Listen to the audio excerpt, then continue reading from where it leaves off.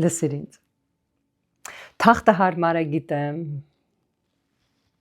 Երազելը, նստել երազելը եւ ոչինչ չանելը էլ ավելի հարմար է։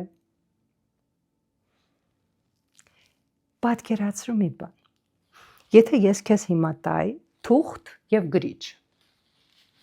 Թուղթ ու գրիչ, հա։ Եվ խնդրեի, որպեսզի դու գրեիր քո երազանքների կապույտ ձիով ասպետի մասին։ Ինչպեսին կլիներ նա։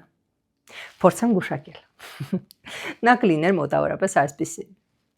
Ես երազում եմ մի ուժեղ խելացի բարձրագույն կրթությամբ, որտեղ դիպլոմը պարտադիր պայման է, կայացած, առողջ, մեծահոգի, բարի, առատաձեռն, ծախսող,